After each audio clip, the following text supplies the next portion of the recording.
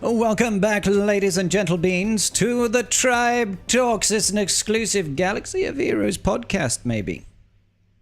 Hi, gents. How you doing? What? Where am I? Galaxy of Heroes podcast. I didn't sign up for this. Yeah, Damn it! Not exclusively. Not exclusively. I forgot Not to, exclusively. I forgot to not renew my subscription. You forgot to not renew it. So Yeah. you got caught by auto-renew? I got auto renew to this podcast apparently. So here we God are. damn it. Oh, well, that's such a waste of money, Garth. I know. Yeah, I Try know. better next time. Yeah, but hey, man, you were talking about, needing to get rid of some of that extra cash, so maybe subscriptions are the way to do it. That's a business expense. Ooh, that's ooh. It's tentative. That's grasping, maybe. Definitely, I could find a way to make it a business expense. It's just gonna be a lot of clever wording. Yeah, you know what Clever that meaning bullshit, but Yeah, welcome to taxes. It's called creative accounting, okay? That's all it is. It's completely on the up and up. Hello, chat. Hello, people listening on podcast devices at home. Hello, Hensman holding wrench. How are we all today? I hope we're all doing groovy. Chilling. Good. How's your day been? Oh, mate, I've done everything today. And by everything? No. Oh my god. You solved world hunger? I That's did. amazing. I did, but then I realized it wasn't good for the economy. So I reintroduced it. I mean, They just- That tracks. That does make sense. Yeah. If we're being honest here. I realized if I solved world hunger, I would be broke and poor. I'm not actually joking. That's actually what the fucking problem. But sorry, go on. No. You're 100% right. You're We're not being 100% facetious right. here, but sorry, go on. We are. but we are. have to joke about it because otherwise we'd cry about it. It's okay. I mean, Garth wouldn't sitting in his house made of money and his golden chairs. Whoa. And oh, do you not sit on a golden chair? Paper means nothing if it does nothing. That's all I'm gonna say. Okay. Sitting in his house made of a tax efficient indexed investment account that pays back 7% annually. And Garth is like 12. There's that too. That's how he Alright. builds his house, brick by brick. That's every little bit of percent. Well, no, he doesn't, because he just reinvests that percent and then it continues to grow. Compound growth, baby! And that's what we're talking about on the show today. It's compound growth and its impact on your investments. I look at my investment account and I go, it sure would be nice if I put any money into this thing. It does generally tend to help the money compound, as we've learned from double drops, 0 times 2 equals 0. That's definitely how same I'm sort of treating thing. my investment portfolio right now. It's the same sort of thing with the compounding interest. If you're starting off with nothing, it doesn't matter how much it compounds, you still got nothing. Yeah, you have nothing, sir. Good day. Yeah. You lose. Good day, sir. That's us. That's us. So, and on that depressing note, welcome to the show. So, hey, do we want to start this discussion off with something incredibly tribe talky, or do we want to start this discussion off with something inane again, like compound investing was a very important topic to cover. Okay, we scratched the surface on a very extremely high level. And then brought it down to earth by comparing it to double drops. Yeah, makes sense. Makes sense. Perfect. Catherick, I like the way Anyways, that go you're on. twiddling your beard there.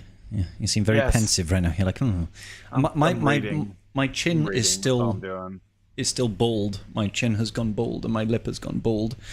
But there it is.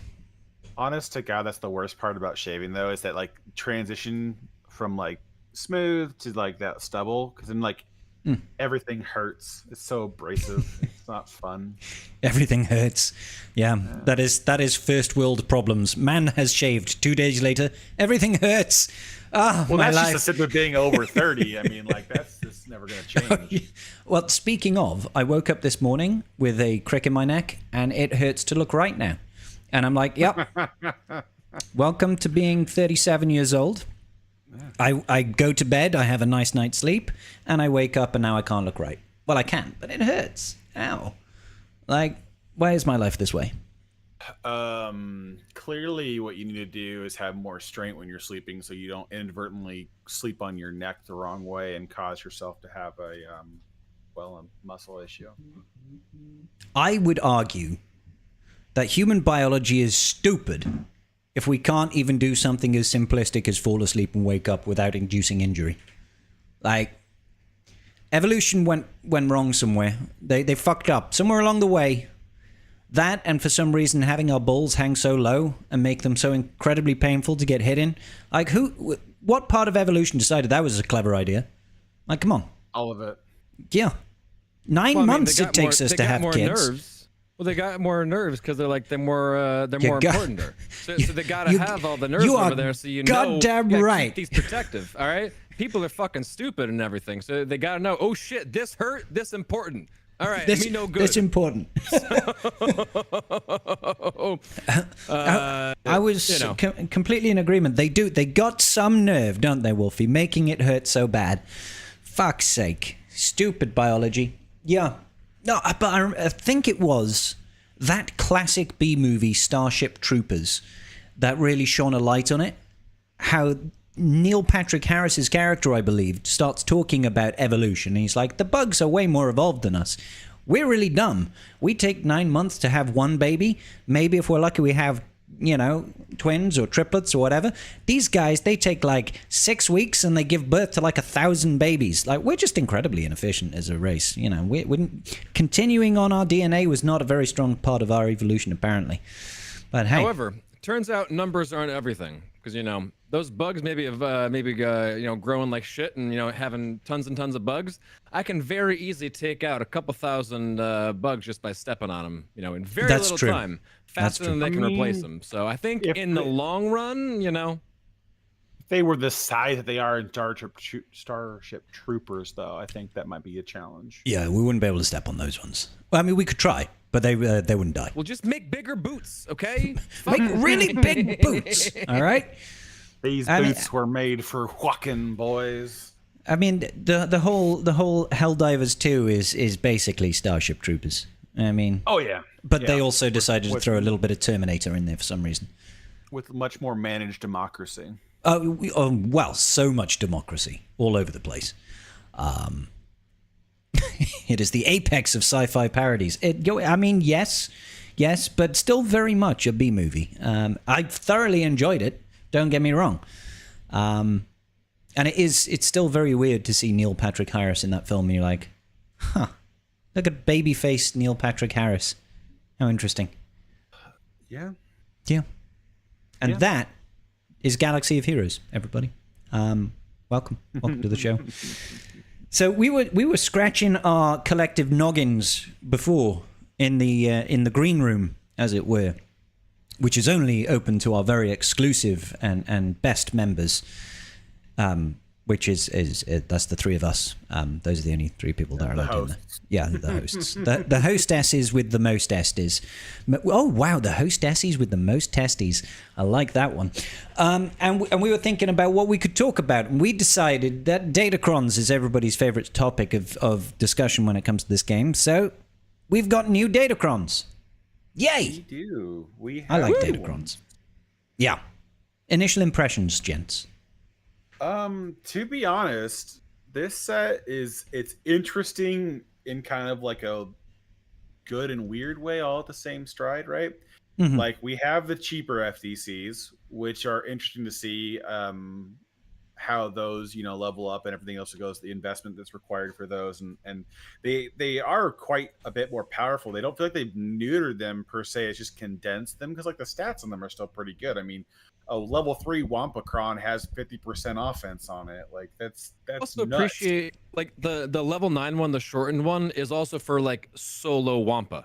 Yeah. Yeah. So it's only affecting the one character, so they made it a little bit easier to get that one character over there. But even if you the other short one was Sortie, which I guess I sort of get. Sortie team isn't as as powerful, so maybe they can get away with just doing the level 9 for that one. But the Vader and Rolo, I like that they're making the split difference over there and just making it a little bit easier to acquire. You know. Yeah, but I mean, like the good thing about the Wumpa one, it being like because they redid the pricing as well because they introduced the level 9s. So it's more accessible, and they lowered the prices in general, right? It's gone down from 10k to 2k or 6k if it's, you know, level 9, level 15 respectively. But the Wampacron, even for like early accounts that don't have Wampa or just never invested it, the raw stats are kind of sexy. Like just having 100% offense and what is it? Is it like 150% Offense, armor crit pen? damage, and armor pen. That's it. Like that's a lot of damage. You can throw that on pretty much anyone and be like, I'm gonna hurt you. Like I'd throw that on like a Sia Malicos or something any day. It's guaranteed. This new set has some really chunky low-level stat pickups, like the Sorticron with 35% defense on the level 2. Like it takes 0 investment to have a really good Kron right now. Yeah.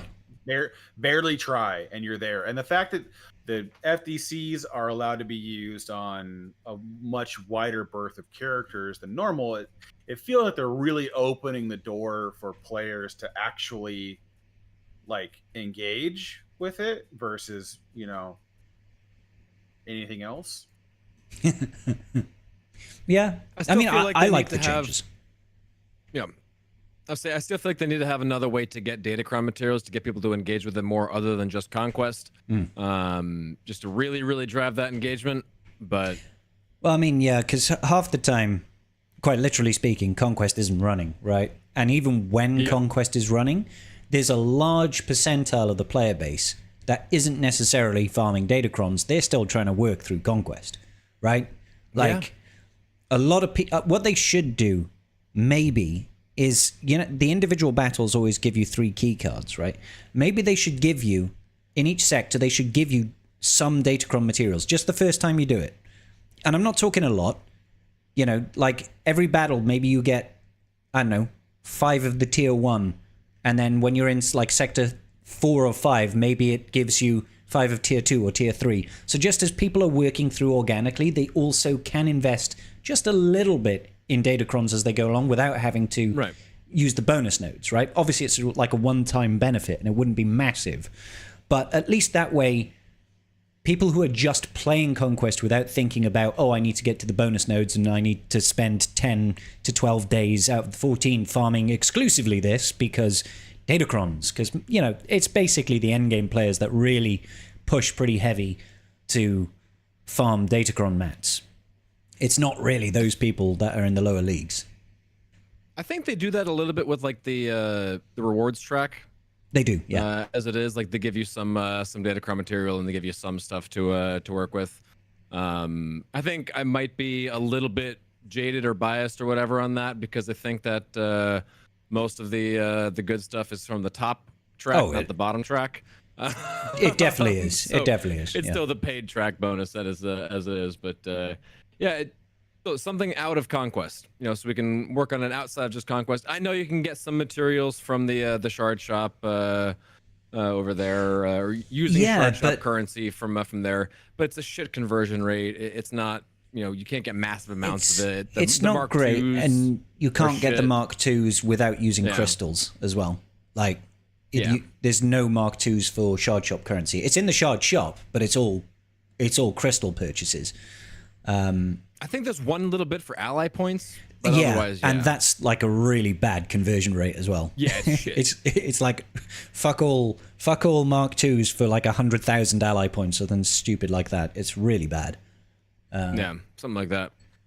I don't know. I'm just spitting suggestions out here. It would be beneficial, I think, to those players that aren't crazy about Conquest, but, you know, would help get their feet wet in terms of Datacrons, because I genuinely think that most people just have an immediate knee-jerk reaction to Datacrons of just like, I hate Datacrons, and because they don't use them and they've not tried them. Well, it's a combination of things too, right? Well, they can't use them. Sorry, go on. You run into somebody that either has more investment in it than you do, and then they are able to, you know, beat the crap out of you because they've got that 300% defense cron that you just don't have a snowball's chance in spending your time to get. Or you're on the other side of the coin where it's just like they're not enough of a difference maker in most of your matches to where why would I spend the time and resources farming them if it's not going to have a meaningful return on investment for my account. It's for a lot of people, they're just the purpose to engage with them is pretty low up until 8 million plus GP, where they're going to actually start having a meaningful impact on what you're capable of. Yeah, I guess a little bit it's the environment that you're in. If if you're not facing people with crons, then there's no incentive to really get crons. Yeah. I don't feel like Well, I mean, there's an element of that, sure, but there's also the element of if they're not using crons and you are, you've got such a big advantage. It's ridiculous how big of an advantage you get if you're going This is why you never see a single team on defense in Kyber 1 with no Datacrons, right? You wouldn't think about it unless it's like the very first week of a new Datacron set. It's like something's just dusted and a new one has arrived and you're at the bottom of Kyber 1. You might see a couple of teams on defense that don't have a Datacron, but it's very rare. Somebody forgets to apply them or whatever else. Or they only have, a handful of lower tiers. It's very different, I think. Well, this is sort of top end of Kyber 2, very low end of Kyber 1 sort of area. Yes, we have a very different perspective from a lot of the game. Yeah. But I mean, I imagine it just gets worse and worse, the lower down in leagues you go and stuff. I agree with you. I agree with you in principle, and not just in principle, but I agree with you in practice and in everything, that if you have Datacrons and your opponent doesn't have Datacrons, you got a massive fucking advantage. Yeah. But if it's not worth it to you to be farming up all those crons, or you've got mix and match teams where only a couple of them are relics and then some of them are not relics and you can't even use all the crons and it's just too much of a hassle for you to do with, and you maybe only see one other opponent with Datacrons once a season, something like that, then it's a tough sell to really say, hey, don't worry, just spend all these hours doing conquest and just work your fucking ass off to maybe get an extra win maybe, and then jump up to a harder bracket where everyone has crons and now you have to keep on working harder. So it's definitely some tricks there. But I definitely agree with you. If you have the crons, you can do some serious fucking work. Is it me? Am I cutting out or is Wolfie cutting out? Sorry, I think it's me. Oh right, okay. Cool. Yeah, I was hearing Wolfie cut out. Okay, fine. Yeah, I just need to know for the stream. Robo. Wolfie Robo, it's okay. Well, hopefully it'll sort itself out in a minute. But we got the gist of what you were saying. And I think part of CG's recent change, right, to let us relic up characters that are not 7-star, is part of them wanting to help get players involved in that area of the game a little bit more. Because it's in CG's interest to have people want to do more stuff and farm more stuff and spend crystals refreshing conquest energy and all that sort of business, right? And that's one of the big barriers to entry for Datacrons, isn't it? It's like, you must be Relic 3 minimum or 1 to 5, isn't it? Right now? Yeah, used to be lowered it to 1. Yeah, but it had 5 for the top tier, right? Unless apart the from focus that, Datacrons, in which case the focus Datacrons work at gear fucking 3 or something. Yeah, it's crazy. Yeah. Gear 5, 10? I don't remember. Yeah, you're right. But the real question is, does it even matter? The difference between gear 3, you can't be like, damn it, I'm stuck at gear 3. If only I could get that to gear 5. This isn't 2016 anymore. Yeah. Yes, we have advanced quite a bit since then. Yeah, even my alt account can be like, I'm going to take you to gear 8 and not really worry about it. So yeah, I had some fun actually on the alt account. I managed to hit 845,000 in the raid. I was like, yeah, nailed it. I was using Plo Koon lead for my last team. Plo Koon with Shakti Ayla, a Gear 12 6-star nest, and someone really dumb, something like a really bad Galactic Republic Jedi, and I could never save the first Jedi, but I was able to save the second and third Jedi and clear through all the waves eventually. and still get nearly max score on the third team. I was like, yeah, 245,000 points or something. I'll take that. All right. Hopefully something. I'll get the stars on Nest to take it to 7-star, and we'll see. Maybe she can get a couple of relic levels so I can solo with her. But yeah, focusing on the raid is important. That sort of loops back to what some of the people in the chat were saying. A lot of people don't want to invest in Datacrons because they'd rather spend the crystals investing in their roster, which is a completely fair argument. I get it. I completely get it. But I would also counter-argument, and I think people vastly overestimate how much crystals you have to invest in Datacrons, and almost create like false equivalences there. It's like you don't have to spend a lot of crystals. You could just do 3 refreshes in Conquest every day, and that's okay. That's 150 crystals a day. The most important place for you to invest your crystals is making sure you can get to the top of Fleet Arena. You get that sorted. That's the lion's share. After that, you should be focusing on like raid teams. I know everybody wants GLs and all this sort of business, right? But other areas of the game actually give you a better return on investment. Again, we are a little different perspective over here because we are all end game players, so we have everything at this point pretty much. So we're just working on the end game stuff. So if you're like going really hard building up a new account and you're doing all of your refreshes on mods every day, then the 150 crystals for the conquest might be kind of tough. So you have to go and adjust things and work it out for you. But if you're going that hard, you might be spending anyways. So that might be a moot sort of point. But it's not nothing. But you don't need to spend thousands and thousands and thousands of crystals to get it done. No. If you can, obviously you can. But that really is for people that are already the top of Fleet Arena. They're the people that are already in big guilds. They've already finished their rosters, so they don't have to worry about refreshing normal energy and ship energy and stuff like that.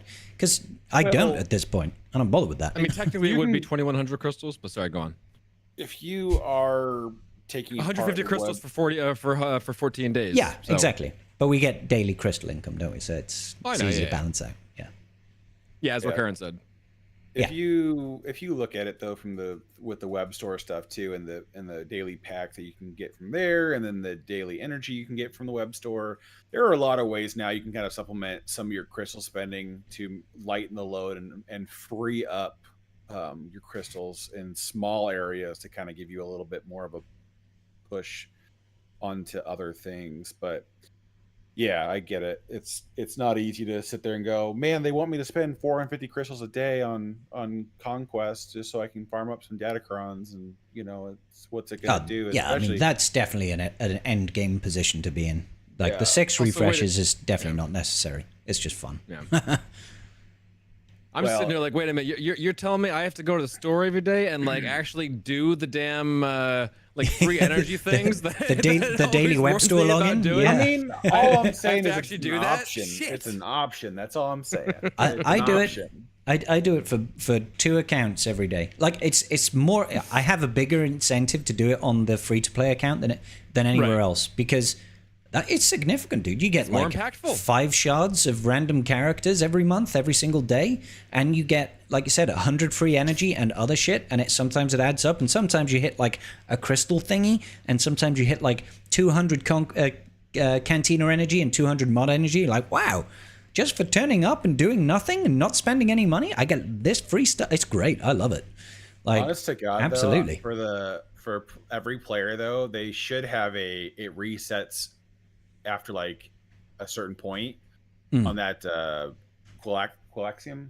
Yeah, the Coaxium run track, because it's like once you break like level 6 or 7, like you're not gonna max that out for a long time unless you start spending. It's pretty easy to go through the first 5 tiers without much, but the later tiers, like you're gonna either need to spend or wait a month to get enough of it to put together to even redeem the next tier. Yeah. Did you all get the this was a nice surprise. CG did that pirate cache. It was just a free pop-up, free crystals. Oh yeah, I got the minimum, but yeah, I got it.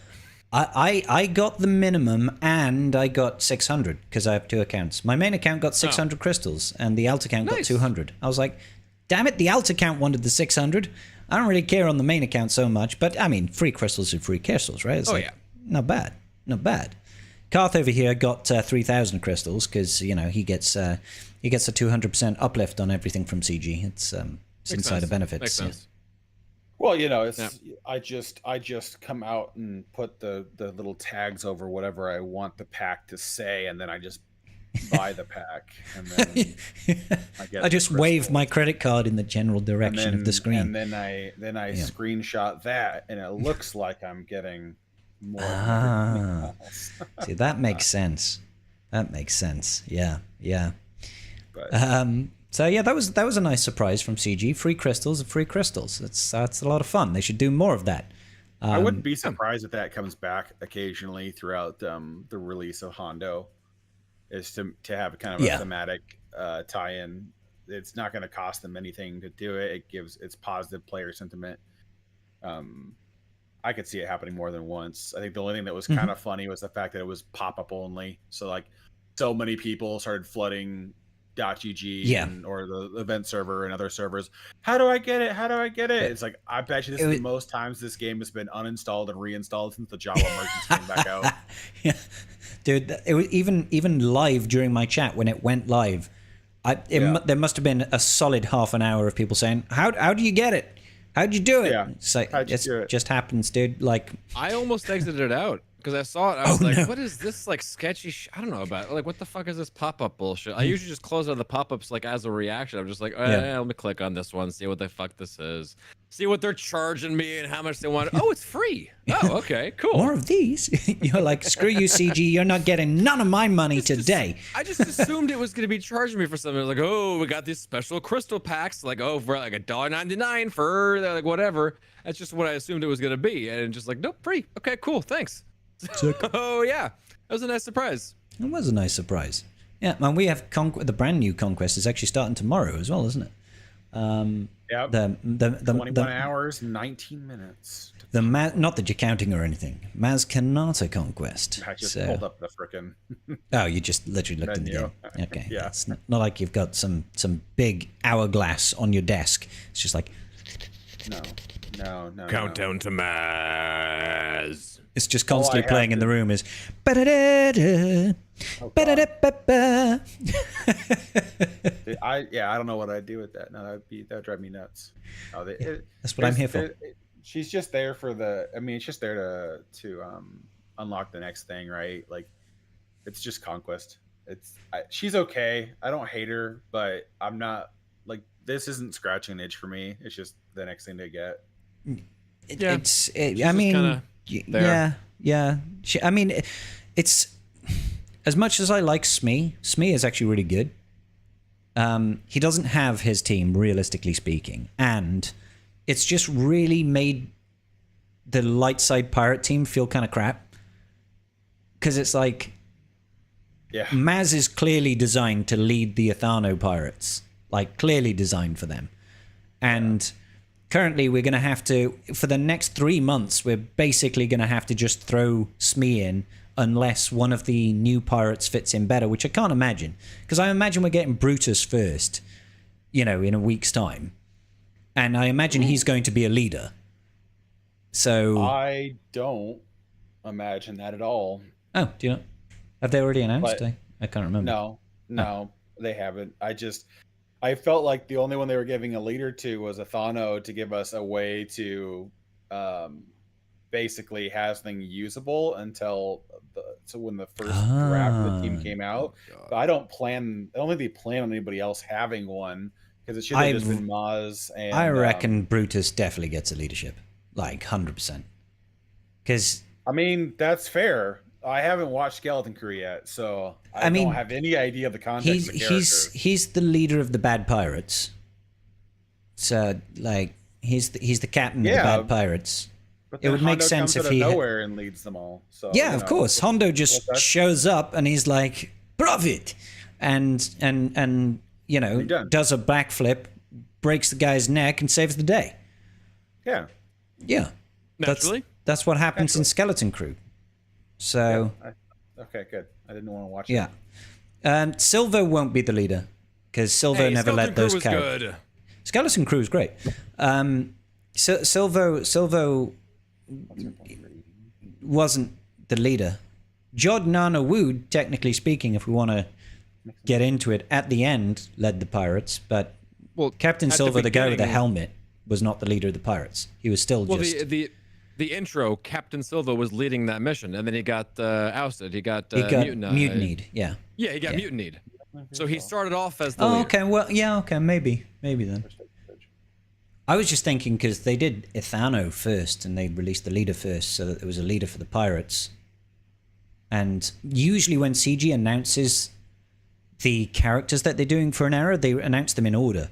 And I'm pretty sure, like, Silvo was quite low, and Brutus was first. This is where my brain is thinking. You're right. No, I think you're right. So I think that Brutus will be in the next one, and I think he will have a leadership. But I can absolutely see Captain Silver maybe does actually get the leadership. But it would just be weird. Huh. But we'll find out in a week. Well, actually, no, we'll find out on Tuesday, won't we? That's when we'll get the kit, or tomorrow. We should get the kit sometime next week, yes. I am just scrolling back. Where is the era piracy? No, that's the... Is that the one for when they told us we're not getting the fun things? The fun things, yeah. Well, I mean, the fun things that we don't get. As far as the pirate era units is Athano, Quiggled, Kix, Brutus, Vane, Captain Silvo. So that is the order in which they are listed. That is chronologically already determined. That Brutus is the next character coming. Vane will lead the next episode, and Captain Athano will be the last marquee that we get before Honda's Captain Silva. Yeah. Yes. Okay. Yeah. So he's last. He's last. Yeah. So Silver is last. Brutus. I don't know. Yeah. I mean, I don't think Brutus will be a leader. I don't. Well, that's possible to give us something to do with him in 3v3, but I don't know if it's worth the time. They could just treat it like they did with. No, because Harry did end up with the lead, didn't she? Yeah. That was for the 3v3 stuff. I mean, it's possible. I just don't think it's necessary. But I mean, whatever. It's fine. Yeah. Well, I think from their perspective, they're still pushing that whole. Hey, you don't have to get them to 7 stars. So they're trying to be like, hey, if you're not pushing for GL Hondo anyway, right, you can still have 2 distinct pirate teams. Yeah. You can still have your Captain Athano lead team, and then you might not even have Maz, but you've got Captain Athano, and then you'll have the new Skeleton Crew team, which will need its own leader, which is probably going to be Brutus, but it could be Silvo. Truth be told, it could be Silvo. I just think it's going to be Brutus, and I don't know why. That's the way my brain is leaning right now. It's telling me in the back of my brain, it's like, Brutus will be the leader. And I can't articulate it because communication is not a skill I developed. What if they both have leadership abilities? And like Brutus's is called Mutiny, and it only functions if he's not in the leader slot. Oh, that'd be sick. Gets an extra leadership ability. It's like if Captain Silvo is defeated, the leadership of Brutus activates. Yeah. Or like he could, some That'd be some kinda direction cool. over there with like stealing, like I'm the captain now, something like that. Look at I think me. could be fun. That would be kind of cool. I like that. But yeah, eventually Hondo is supposed to be the leader of the Skeleton Crew faction. But obviously, most people are not going to be getting Hondo straight away, except for Wolfie, because it's Hondo. Naturally. Mm-hmm. Yeah. That was the only, like, when they announced the requirements for Galactic Legend Hondo, and they were like, you need regular Hondo Relic 9. I'm like, fuck yeah! All right, what's next? You're like, we already done. have that. Already sold. Yeah. No, my Hondo is still Relic 8. He can stay there for now. But the rest of the I've taken all the pirates apart from the old pirates to R8 at this point. Apart from Ithano, who I had to R9. Thanks to GLD. So I'll keep taking them all to R8, and hopefully CG doesn't hurt us too bad with the rest of the requirements. Because gas is not a bad R9 to have. I'll be honest. That's acceptable R9. I did that with a smile on my face, to be honest.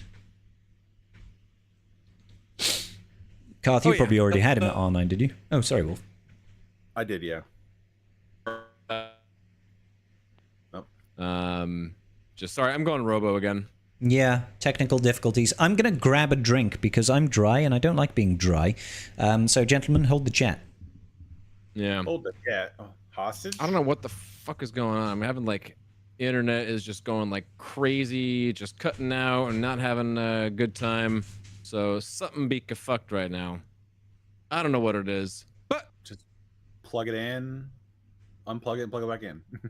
apparently I got to. Yeah. But then I would lose the connection. I can't just turn off the internet, Karth. Do you know what happened if I turned off the internet? A The lot of whole good world would things in stop this world. functioning. For a brief moment, it might be okay. We could use the disconnect. I don't know, dude. Like, imagine the entire internet like actually shut off. How many things are connected to the internet that are like actually like good required things are needed to do? I think we could be fucked for a little while. I don't know. Could be. But I mean, like, how long are we talking? Like 5 minutes, or like 6 hours, or like? a Yo, that's week? enough to like crash power plants. I'm not saying that because I know. I'm just saying it because I can. It's the internet. It's an option. It's an option. But you know, a little anarchy never killed nobody. I strongly disagree. No, this is the oh god, what kid show was I thinking of? It's like Avatar: The Last Airbender, where it's like nobody ever really dies, but people still have to die for things to make sense. So they, even in their own writings, they make fun of the fact that people don't die. Just everyone like dies off screen, kind of like a Star Wars meme kind of thing. Well, you're not really dead if you die off screen. I don't know. And even if you die on screen, sometimes you're not really dead. Yeah. If we don't have a way to get to your corpse and set it on fire after the fact, then you're not really dead. Ritualistic burning, that is the way. Oh, I'm not dead yet. Come back or bite your legs off. Just a flesh wound. Merely a fresh wound. Indeed, indeed. So, yeah, new pirates coming in a week. We had someone sound off in the chat about the era battle that's starting this month. I don't think we're seeing it on Tuesday. I wish we were. Yeah, it'll start with Brutus. Mm-hmm. The week after Brutus, so we can expect it in 2 weeks' time, basically, right? Roughly, yeah. Yeah. So basically, CG is indicating that they've just skipped an era battle, basically, which kind of sucks. Unless they actually involve all the pirates, which would still be a weird choice. But hey. But they have no reason to. Like to involve Athano kicks and Quiggle in the air battle. They have no reason. They have no reason to. No, they don't have to. They've just skipped doing an era battle for them, which is just really weird. It's weird that they had such a tight schedule. I mean, that's kind of what a lot of people came down to, is that it was this kind of stuff is bound to happen with how tight of a schedule they've set for themselves on their content release. Is that every once in a while you're gonna have something fall through the cracks, and so I think that's what it's gonna be. It's just like, hey, we just didn't do one. We'll just get the next one, and I feel like that's not going to be an uncommon thread. I think we'll get them next time. But I mean, they need to be a little bit better at communicating that. Well, yeah, I feel like their omission of saying that they weren't going to do something immediately upon what we thought was supposed to be an era battle was their clever way of being like, since we're telling you it's coming in August, you could put it together that we're skipping one. Yeah. So yeah, it's a bit sucky because era battles are really nice in terms of rewards, and if you have invested in new characters, it's a great way of earning a little bit of extra kickback. If you are, like dolphining and maybe just taking a character to 4 stars or 5 stars, you get free shards, all that sort of, and quite a bit of other things, like even just getting like a boatload of Omegas in the early game, which you get from just doing tier 1, even that is like of benefit. Getting that multiple times throughout the era is really nice in the early game. So it's a shame that they didn't do it, but hey, what are you going to do? Sit down and cry about it? Like, come on, well, we just Yeah, I'll take my hard stance on this. You're upset about not getting something for free. I feel like that's not really worth a hill dying on. yeah. So hey, hopefully they actually get the one to land for Brutus, which I imagine they do because they said it's coming in August. So I'll presume they'll actually land that one because they're not going to have a whole lot of time to do it if Brutus is coming on Tuesday, a week Tuesday. They have to land it because it's coming for Hondo. Like they already said that Hondo is required for the last 3 tiers of the event. So it's like for everybody who's excited about the air battle is going to rinse and repeat the same feelings they had with Mace, which is if you're not getting anything beyond a 5-star character, you're not going to be able to partake in this era battle and get the maximum amount of rewards out of it. So they're unlike the clone one where you could get the max rewards with just having the marquees available and specific ones available. This one's going to be a hard lock that all the good stuff is going to be locked behind having a Relic 7 which Hondo. is weird because Hondo's not going to be available until September. He'll be available the week. No, because we need Brutus is coming on the 12th, which means then Vayne is the 26th of August, which means Silvo is the 9th of September, and it'll be the 16th is when Hondo arrives. 16th of September. When his marquee event ends, Hondo should go permanently into the game. So, but I mean, that would mean we would have roughly if they're gonna, it's the exact same. Like three times 2, 6 events where you can't do the top tier. Well, yeah, but that was similar to what happened. No, with Mace, it was 1. It was 1 event, and then he dropped. It was like, there's more marquees for it, sure, but it's a similar idea though. They're just it's a similar idea. The best rewards behind unlocking the character that's coming out as part of the capstone for that particular era. So, no. So, it almost run it longer. They could run it longer, or they could. No, they can't push it another week. That's the thing. I was wondering if they could actually push it to be for after Vayne is released, which will be the second one, but that would mean the era event doesn't come out until the 2nd of September, and they've already said August. So it should be the 19th is when we get the event. He says a lot of things. They say a whole lot of things. as every post usually comes out, though, this is subject to change. So, if they want to do that, they can. But I don't know how much it's going to matter. It's going to be one of those things for a lot of people that if you are not diving on the grenade early, it's not really going to impact you anyways. So you're just not going to get those rewards. And I like those rewards. Those rewards are tasty. But that being said, I still invest in new characters because the new marquee structure is just dope. So, well, the system's way more efficient, right? Yeah. Something like that. Yeah. So we don't know. Maybe they just run it for longer. Maybe they reintroduce it because we know that once the initial runs that have like the 2 per week, we get on a Tuesday and Thursday, right? The era battles. You have that for like 3 or 4 weeks, and then it goes into like it turns up on a Wednesday once a week, every 2 weeks for a couple of weeks, and then it disappears. It comes back irregularly. We don't know if they might just change the frequency of that for this particular one. And then we get whatever Smuggler's Run 3 is going to be. Hopefully something really good. I'm hoping it's either Relic 9 materials or a decent chunk of signal data.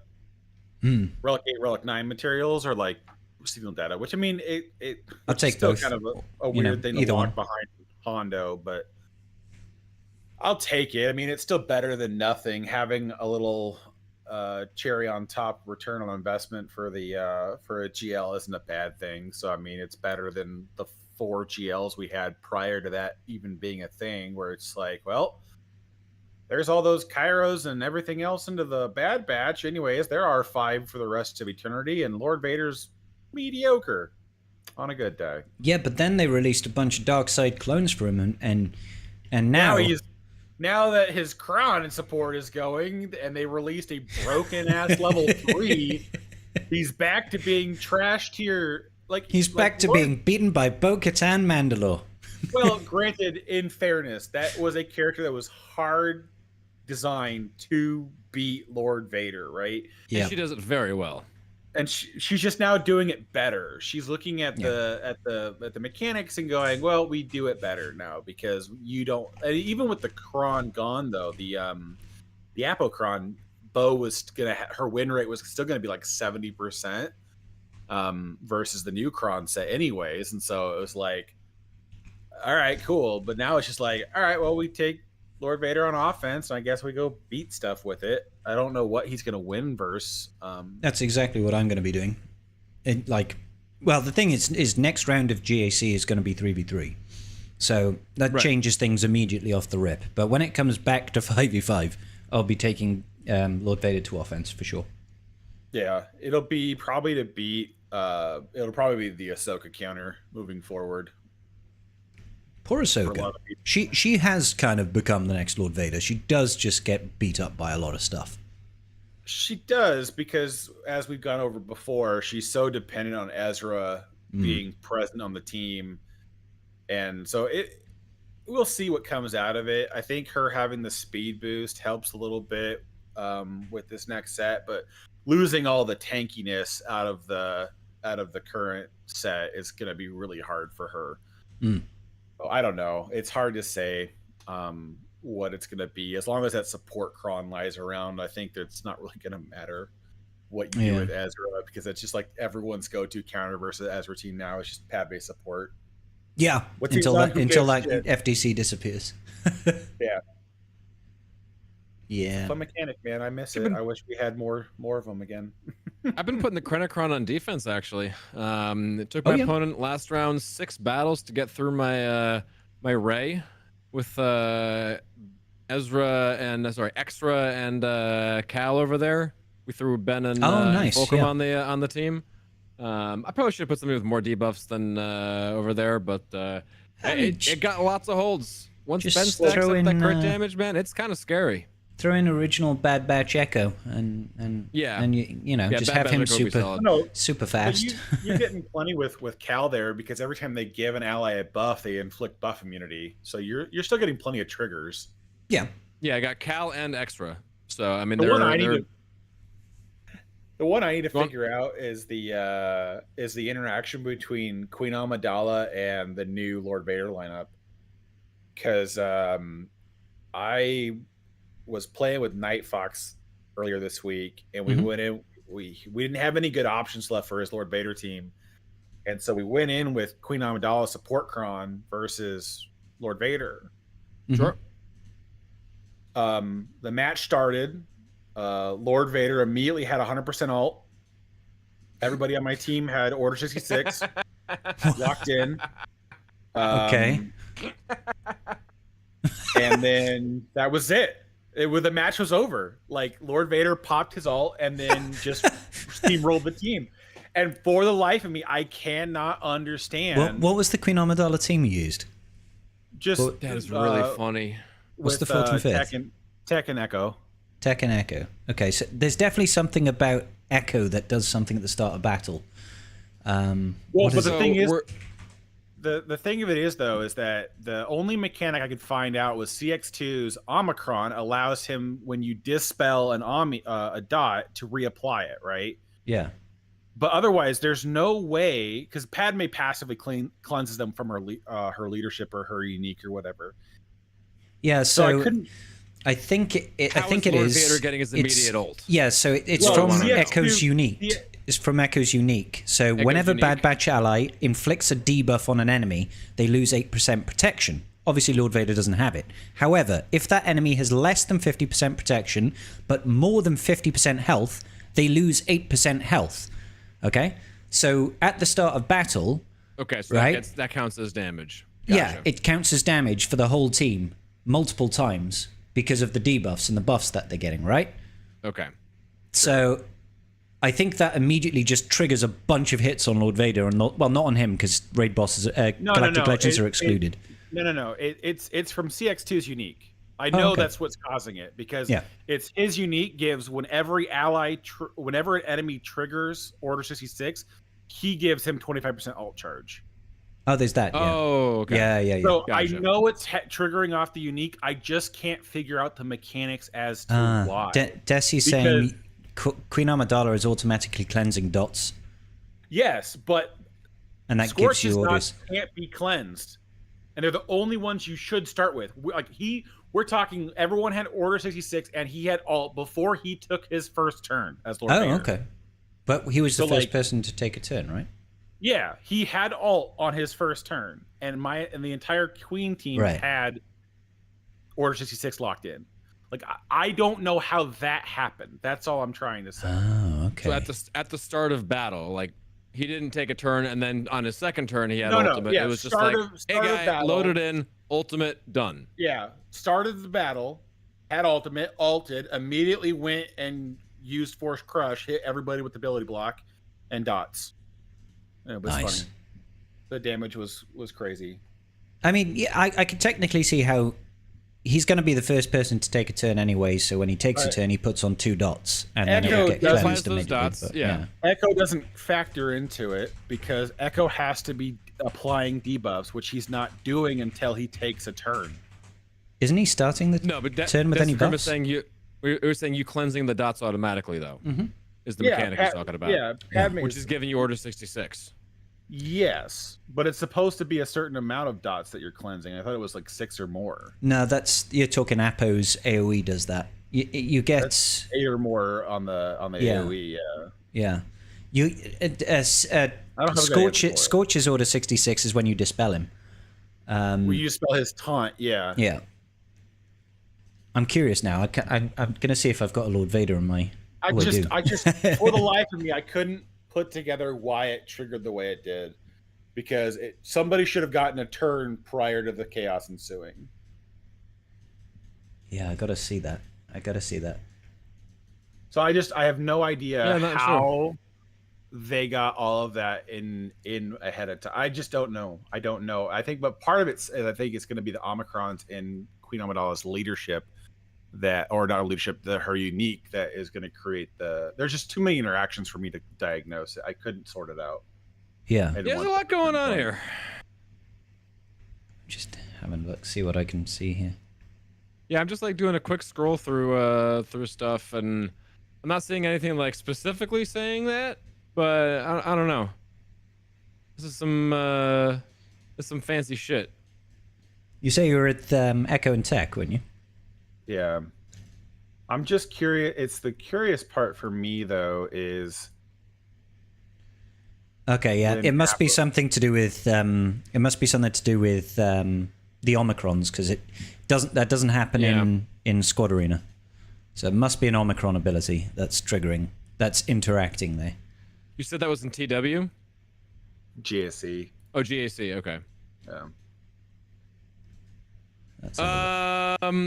So the only Omicron in GAC then would be Scorch active, because CX2 is a 3v3 Omicron. Yeah. And well, no, hang on. So so the Omicron on her loyal bodyguard says whenever an ally is inflicted with a stack of damage over time, dispel it, and all allies gain a stack of heal over time and protection over time. Those are buffs going to Echo, which is then going to take away max health. Going to deal max health damage to the entire enemy team as well, because he's gaining buffs. So it's double dipping there. Yeah, no, I'm just trying to sort out where the Order 66 came from, though. Yeah. This time you summon an enemy whenever an ally decoys critically enemies potency down, tenacity down 2 turns. So that's definitely a part of it. And which, do you know what Omicrons that Foxy had? Not the leader one. He had the other 2. Yeah, so he had the first special and he had Loyal Bodyguard. So it would have to have been the Loyal Bodyguard thing. Because Lord Vader would have taken a turn, would have applied the dots, they would have cleansed the dots. That would have passed buffs to the whole team. The buffs would have triggered Echo's unique. Echo's unique would have done max health damage, but I don't know how they're gaining Order 66.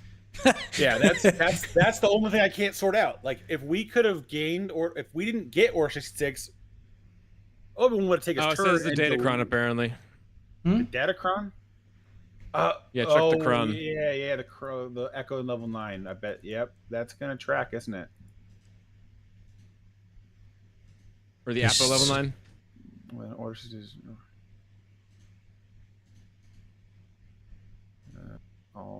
Whenever an enemy has any amount of damage over time debuff dispelled, Apo gains a stack of Operation Nightfall, and he inflicts Order 66 on a random enemy that had a stack of damage over time dispelled for 1 turn. Yeah, so because it cleanses the whole team, everybody gets it. Yeah. So it's you're twofold right. So what happened is that when the buffs went to Echo, he dealt the damage to the team.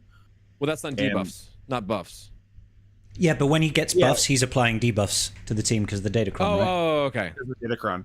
So but the Apocron is what inflicted Order 66. The alt being triggered is from the interaction with the debuffs and the buffs happening at the same time. All right, and that triggers that out. And the Order 66 has given him 25%. No. That's only when CX2 inflicts. Oh, is it only when CX2 inflicts it? Sorry. Yeah, only when he inflicts it. So that's why I was confused. I was trying to figure out how CX2 was inflicting that many Order 66s because it shouldn't have been possible. Yeah. Kind of funky. Yeah. Well, we solved this world's conundrum. It won't be. So what you're telling me is that it won't be a problem next 5v5. Yeah, exactly. It won't be a problem next 5v5. Okay, yeah. Dude, I was befuddled like to no end. I'm like, there's no reason why that shouldn't have worked. And then it's just like, well, everyone's dead because Lord Vader like used his after his crush. I think his first ability hit like 1 million damage. I should have had Foxy record it because it was hilarious. Just like he just like everybody takes a turn and starts deleting the enemy. Like everyone dies. It's like, okay then. Poor Lord Vader. That means as long as we have that Datacron around, it'll probably be fine when the Apocron is gone. The new Cron is okay for Lord Vader's mechanics, right? Because of all the dispelling the dots gives you ramping offense or turn meter, depending on which one you have. It'll be all right. I just think that like overall, Lord Vader's just gonna be back on the bench or on offense only for the next few because it's like. The Rolocron, which it has a lot of uses, don't get me wrong, that Rolocron is going to be like the support Cron. It's got a lot of homes it can sit into. It does, do a lot of net positive things. But I know for a large portion of it, though, is that like Bo-Katan, if your relic levels are comparable to what Lord Vader is, once the Apocron falls away, you're going to be able to fairly consistently beat Lord Vader again anyways, like with the Omicrons in play. You just, you just kill everyone who you're supposed to kill, and you just kill all the people, man. Just do it. I mean, don't take that out of context. Just do the stuff and win. Yeah, just kill them before they kill you, and you win. It's easy. See, no problem. GG, right? Yeah. Easy money. FBI, what? Gun the other guy's guns faster. All right, sorry guys, I'm being swatted. Yeah. So the Rolocron is kind of crazy. That much we know. Yes. And the other nice thing about it is the crazy part about it is on the level 3. Yeah. It's super easy to get. It's super accessible. Great with Bad Batch, great with CLS. Yeah, the stats are also great to take it past level 3. If you want some more armor pen, on level 4, you can go to level 7 for more armor pen, a little more health over there. You want to go to level 10, you got 100% defense. Honest to God, though, what I'm looking forward to is what you can do with like Rolo lead on defense, because I think this is going to be a nightmarish Cron with her abilities. Like, the Honorable Soldier is like a giant like waste of space. I don't know why they chose all the characters to put on that. They chose that one. Like, what is Hoth Rebel Soldier actually doing? Like, I've got an R9 Hoth Rebel Soldier. He does taunt, yeah. But he's trash, and I Why? don't care what. Like, why did they not give Hoth Rebel Soldier something that's on par with like Sidious's level 9? He's garbage. I don't care what crappy little modifier you give him. He's still not good. Well, yeah, but the funny part to me is that this Kron could stop at level 10 for a lot of people, and that would be a great investment. Not Just because, 100% defense. That's quite nice. you got Yes. lots of good stat investment. You've got a lot of the good stuff out of it, but like, I would thought against somebody who did Rolo lead Leia, and I've seen a couple places where it's tied together. It's a funny team. It just has a weird interaction with TM loops that just makes it really painful. But like, you give the rebels the auto cleanse when they attack out of turn. You have the mass assist every time they use an ability. You basically have Captain Han Solo become I will always revive unless you use a non-revivable mechanic. And then Leia's out there going, you know what would be really cool though is if I assisted every time again and do more damage again. Just like, oh dear God. Like, it's gonna be Yeah, the Rolo extra assist is kind of funny. Yeah, it's gonna be an interesting mechanic to have put together for everybody. So I'm interested to see what we can pair it with in its original confinements as well as wherever else it can go. But I think it's gonna be one of those things where it's such a jack of all trades Datacron that you're gonna just always take it to offense. So you always have a just throw Rolo and Captain Han under GL Leia. I know they won't get the mass assist on the level 3. But then you've got Captain Han Solo constantly reviving, right? And oh no, he can't have his cooldowns reset actually because of Leia. But you still have Rolo constantly assisting. Yeah, but you know, you could do that without particularly using a GL though. Like that's kind of the fun part is you could build some teams together to make that work without having to have the GL. You just kind of have to look at certain characters that would spread buffs very quickly. You know, good old Han and Chewie somewhere, and then let chaos ensue. Our guild was having some fun with Ewoks in the Rolocron, this particular TW. Oh my God. I did, yeah. I think Night Fox sent me a photo of your Ewok team on defense. Didn't it have something stupid like crazy levels of holds? Hang on, let me go back. Like I can't remember. 5 or 6. I don't know if it was mine. It was somebody in my guild that ran the same team though. Let me see. Yeah, I mean, it might have been 5 or 6, but it's freaking Oh, that's it, yeah. It was 3 holds, full R8 Ewoks, apart from Elder, who is R7, Nisa Omicron with the level 3 Rolocron. I mean, 3 holds on an Ewok team at that tier is pretty good. Because it's pretty funny, though. Like, I just find it hilarious that we have more use with the FDC than the Ewok Kron itself.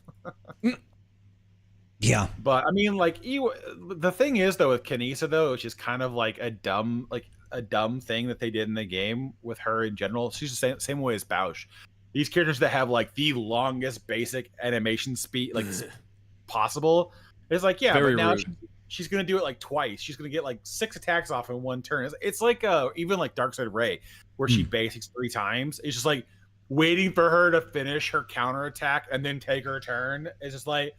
Yeah, I lost like a minute of this fight already. I wish sometimes when they did those attack 3 times things, instead they would just be deal damage 3 times. Save us an extra 7 seconds every time they try to do something. Yeah, please and thank you. But yeah, it was a funny one. We'll see what comes loose of some things as we go. But the I'm interested to see where we can plug and play it. Yeah. I mean, you know, thanks to the tribe, I've had many, many wonderful Relic 9 Ewok requirements. Thankfully, it's not been on a good Ewok. You know, it's just been on stuff like Tebow and Ewok Scout. Hey, those are solid characters. Well, Ray is going to love those Ewoks this next Hey, man. Look, is it the Chirper one that's got that revive? Yeah. Sorry, Wolfie, you were going to say something then, dude. I'll say the tribe is just looking out for you, okay? They know that you wanted to relic those Ewoks of your own volition because they're the good ones. So they're just making sure that they're filling in the gaps over there just so you can have a full, complete Ewok team. It's because they care, okay? It really is because they care. That care sometimes feels a heck of a lot like hatred. Do you know what I'm saying? It feels like vindictive punishment. My retribution will be swift. Hi, Meathead. Bye, Meathead. Bye, Meathead. We love you. So yeah, it's a whole thing. It's a whole thing, ladies and gentlemen, and we love it. We love it so. We love it so. We love it so. Sorry, let me just sort something else out for the chat real quick. Yes, questions in the Discord. That is correct. The reason we ask for questions in the Discord channel is because we have a dedicated segment to answering questions within this podcast, and we can't exactly just scroll back through an hour's worth of chat to have a look for questions. So if you please, yes, and we will get to that at that particular segment towards the end of the show. So yeah, have you guys actually looked at well, not even just the Ewok ones, the general level 9s. I know most people won't have invested at all in the new set of Datacrons outside of maybe a little bit of light dipping the toes. They made it pretty hard to invest in set with no packs available to buy the upgrade mats. This is true. So I know some people have been breaking down Datacrons, but I thought that was just silly. But almost everybody who's doing that though is rolling that straight into the FDCs because they are just better investment right now. There's no real good level. There's nothing really good on the level 3 or 6s that you like. It's a must-have. It's going to be game-changing to have a couple of those in the first round of 5v5. It was definitely one of those things where it's like you can just skip a lot of this unless you just desperately want to blow through a couple dozen vaults worth of crystals to have 15 ready by the first week of, or the last week of 5v5. Yeah, I'll pass on that, bro. I wasn't doing that. Nope. Yeah. So, I mean, I'm having a quick look. I know the Chirper one is kind of fun. I had gone through all the other crons, so go on. No, go Wolfie. Go Wolfie. I was just going to talk. I had gone through like all the other crons, I think, on stream the other day. Yeah. And like nothing was really going like, oh my god, I need this cron. Oh, this is the craziest whatever. Like nothing was really sticking out to me as like, oh, this is a clearly, oh my god, you have to have it. It may be because I was drunk. It's possible. Wait a minute. You were if inebriated? there's any, like, real big winners over here. There are a few big winners, but it's such a small amount. I think if you wanted to consider, Ray looked crazy. Yeah, right? Scabby Ray's crazy. Yeah, if you wanted to look at it, basically every faction needs roughly 2, maybe a third cron for each. If you really want to get 3v3 viability for some multiple options or flexibility on the level 9s, because like the Inquisitors with Ninth Sister or Second Sister has some interesting. Yeah, the Ninth Sister one options. Is actually nutty. It's nutty, but the Second Sister one's actually pretty solid too. If I remember hers. Ramping offense. So the start of battle under Reaver, everybody's getting basically 6 stacks of Purge thanks to Reaver and GI. Yeah. That's all debuffs. 6 times 5, 30 debuffs. 30 times 5 is 150% offense right off the bat, right? That's a lot of offense. And she has some pretty good like defense ignore and stuff like that too, though. It's like she's not nothing. So there's some flexibility, I guess, depending on what you want to counter, where you might want to do one of each kind of thing, right? But for the majority of these characters, like if you get 2 crons in each faction, you're basically set, because there's only really 1, maybe 2 level 9s that are going to be worth a full invest just because of what they did. I'm like low key really wanting to see how I can get Scabby Ray to attack on a turn as much as possible. I'm low key looking forward to TW with Juhani for that reason. What? But Juhani? Yeah. So Starkiller team. Oh, Juhani's right. Omicron. They assist each other. Yeah. So having Scabby Ray assist all the time sounds like a riot. Yeah. With that much additional offense. So there are some things I'm looking forward to, but this set feels like what's the right word? Like a take a break set. There's just not enough to where it feels like there's a massive need to invest. Yeah. Overly. It's not like the current set that has got stuff like, hey, you get 400% defense. Yeah. It's. I mean, I I've mean, rolled the last like 5 spots in my cron like multiple times over, just trying to pick up a couple extra ones that are like 300% plus defense. Whereas like this one, I'm like, I might mess around because the stats are okay. Crit damage, tenacity, health, protection, crit chance, health steal, crit avoidance. They're okay. Health protection stats are always nice. High tenacity is always nice. There's a couple teams that can abuse super high tenacity. So the stats are okay, but like nothing you'd want to spend, thousands of reroll mats trying to perfect like the Barris Cron on this last set. So it's just like, it's one of those sets where I feel like it's a breather. There's not as much of a gun to your head to min max everything perfectly. Where the last set just had a lot of like, man, if you don't have like 200% like defense minimum, like your crons are just kind of whatever. Now I know that's from my perspective where I'm at, but even in general, like, less than 100% defense on a cron for a lot of people was kind of a lackluster pull. They prefer a better stat roll than that. So there's a lot more incentive to keep doing those ones. This one feels a lot like, you get what you get. You re-roll until you hit your 80s, and then you just add it to the pile. Call it a day. Yeah. And we lost bulk on level 3. Yep. They have like the protection up reactive thing for the light side. Like nothing. It's the Again, TM like for the level 3 is the only really good one for light side. Starting the battle at 25% TM. That's quite nice. Yep. Mm-hmm. Oh, that is always a nice boost. That is that is a good one. I remember when we first got that as a modifier, and it was for light side when we first got it. And back then, crons were a little bit, and it was just like, well, this is fucking stupid. Everybody starts the match with 25. Like, how is my dark side team ever going to take the first turn when they've got 25% turn meter boosts? And now it's like, oh yeah, that's quite good. Well, so many dark side teams don't care about going first.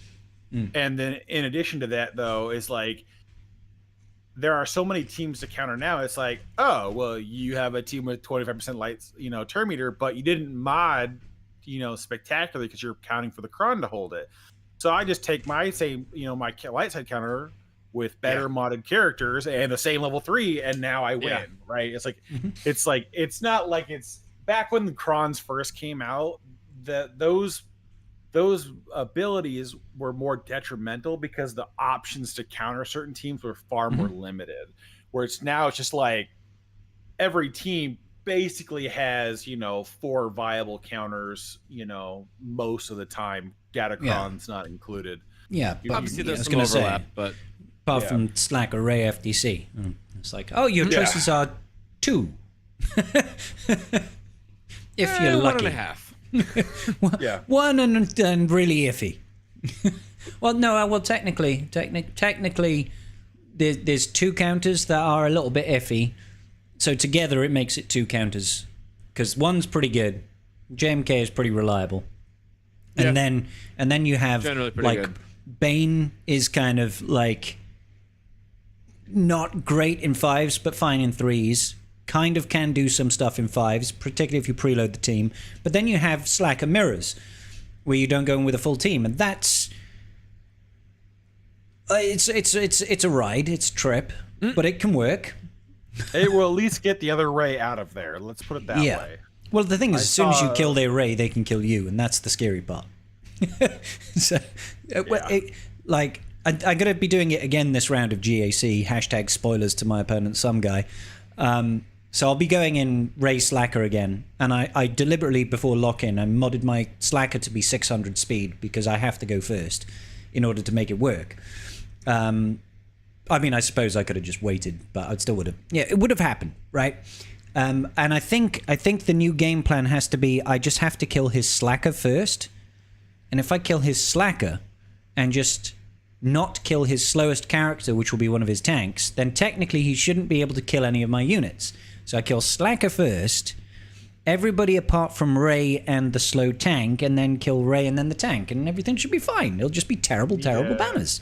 You gotta get Hux out before the tank takes a turn. So Hux can't inadvertently pass him a turn. No, I'm just trying to remember Hux's ability. Does it just impede turn meter gains, or does it also allow? Does it allow for? It doesn't allow turn meter stripping. Sorry, it doesn't deny turn meter stripping. Yeah, it doesn't deny the stripping. You Yeah. just can't gain. Okay, yeah, never mind. Yep. So you can take He's just pro stripping. He's a pro stripping. Yeah, absolutely, 100%. So yeah, his lineup is Slacker, Hux, Double Tank, Ray. So I will be. Oh no, sorry, not Double Tank. He's got Crew and Sith Trooper. So I'll be going in, and I'll take out Hux just in case he passes the turn to Crew, and then I'll take out Slacker, and then I'll take out Sith Fighter, and then I'll take out Ray, and then I'll take out Slacker, Crew maybe if I'm lucky. Fingers crossed. Fingers crossed. So, just to jump while we're talking about GAC strategy. Yeah. Are you Might as guys well jump. doing like Sith Empire versus Jedi Master Mace, or like what? I'm using Gungans exclusively, and it's fantastic. Oh, nice. Gungans. Yeah, I could do that. I think I used Treya. I've been think I used using. I use Malgus for it. Yeah. Just because it's super clean. Like all you have to do is make sure you kill Jocasta with a jump, and then she just takes her bonus turn, can only use her basic, and dies. Oh, bless her. She can't blow the board. But no, she can't. And so it's like I can't understand why people keep putting it down, because it's like it's been a clean 65 for me. I took it off the board for that exact reason, because my opponents just keep tapping it for like no consequences, and I'm just like I don't know. Yeah. I feel like in GAC, like, and that's the thing too. Part of it is I'm a little too scared, because most of my matches are pretty tight on banner efficiency, so I don't want to like overly go out and test dumb shit for kicks and giggles sake. That's my job. I don't know what they can even win on offense that's not like, like outside of like a standard team. Like even with some of the triple Omni teams, I'm just like, I'm a little worried that they're not gonna do anything. I feel like you're still stuck like you are in the raid. You wait for Jocasta to ult, and then your team's a threat. And Yeah. Until then, they can steamroll you. yeah, until then they just have their way with you. The Mace team does feel a little bit underwhelming, I'll be honest. It's Yeah. like it kind of landed with a bit of a light splash and just didn't do anything. I was like, oh, okay. Well, I guess he's just a guy. He's just a guy that for some reason loses an important part of his mechanics against a faction that typically kicks Jedi ass anyway. Can't reveal Sith for thematic reasons, and Sith just kick Jedi ass anyway. It's like, okay. Even with that mechanic, honest to God, I haven't been in a fight where it's mattered. No, it doesn't. Like it I seems don't know really if it does convoluted. anything. Yeah, the fights either are too short and it doesn't do me any good, or in the fights where it's drawn out, like I was losing before I could get this mechanic to come into play. Like, and it's starting to seem to me like that even like Ayla's not even worth taking in the team. Like, she's annoying. I don't disagree.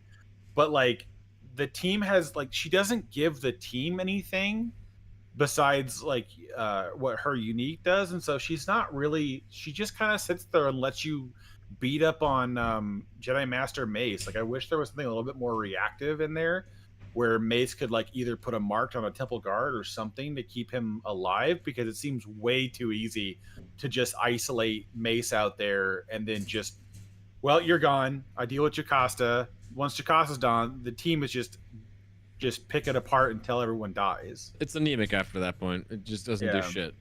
So, well, it's I a don't think shame. Mace does shit. The whole threat is Jocasta, and that's only if you're, not using a good counter to her, and that her first ability reducing you to 1 health is hurtful. But there's like, nobody gets riposte, nobody has the ability to attack under protection, nobody gets turn meter out of the ability that gives you an opportunity to sneak in and try to like ignore taunt and get after the character and kill it real fast. It's like there's just Yeah, nothing there that facilitates. I think Deppa gains a bit of. She gains some turn meter, I think, when she gets called to assist, but it's not enough to make her take enough turns to have an impact on the battle, I think. Yeah. Because Mace and Deppa can do pretty significant amount of damage, but it never feels like they're ever doing anything significant enough. Maybe I just need to take the team on offense more to figure out what it can beat, but I don't know. It just feels like it's. It just feels to me right now a little bit disappointing. Yeah, it's wasting board space. That's what it feels like to me. Well, like even the Kron doesn't matter. There's not enough protection up, or the courage ramp, I guess is a better way of phrasing that, to make the Kron worth it. In fact, the level 9s are better for the team overall than the focused Datacron is. I was gonna say, like, I actually think the Ayla Datacron with a crap load of defense is better than just using the Temple Guard one. Like, take an Ayla Datacron with the 75% damage reduction and like 350% defense, and you'll probably have a better time. Well, and the thing is too is that it's not the mechanics of the Temple Guard Kron that's the problem, it's the stats. Like the stats just give you nothing for the you don't get enough durability, I guess is the best way of phrasing that, between either the level 3, 6, 9, 12, 15 kind of stuff or the stats that come on it. It's like it's the durability you get is the 2-turn damage immunity at the beginning that can be dispelled, and then that's your durability. And like your hope is that you get through your first 2 turns as Jocasta, she's able to get to her ult and her transformation, and then she starts wiping up the board. But like it's just kind of like one of those things where it's like, I got a boat that goes really fast, but I can't go over 10 miles an hour till I'm out of the marina. So I have to make this drive before I can get there. And it's just like, yeah, but now there's all these things that are just going to kill me because I'm moving too slow. So it's just, I don't know. It feels, the team just doesn't feel like it did anything impactful. It's a good team. I won't argue the point, but like it didn't make a splash. It just kind of like slipped into the water with a fucking like just little like an Olympic diver, just no splash at all. Just no splash. It's a shame. It's a shame. It is. That being said, I don't actually regret taking him to Relic 9 because the era battle alone I felt was worth it, and the fact that I can use him in the raid, I mean, the 20,000 max damage crystals is kind of nice. Yeah, that was kind of nice. That was worth it in and of itself. And he's great in TB. Like you just go in full auto anything with him and his team in TB. So, well, anything that I've used, and that's I'm not someone that's like relic stuff for TB because honestly, fuck that. But if you've got it Relic 9 already and you can just take it in and hit auto, then yeah, why not? Like that's a little bit of frosting over there. That's like the bonus chip at the bottom of the bag. You're like, ooh, tasty. You know what I'm saying? So yeah, it's a good time. It's a good time for everybody to be alive. So yeah, supposedly,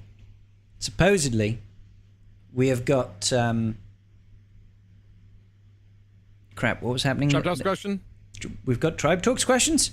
No. I don't know. I don't think we do. Do we have Tribe Talks questions? Probably. One or two. Yeah, okay, let's go take a look at Tribe Talks questions. Cool.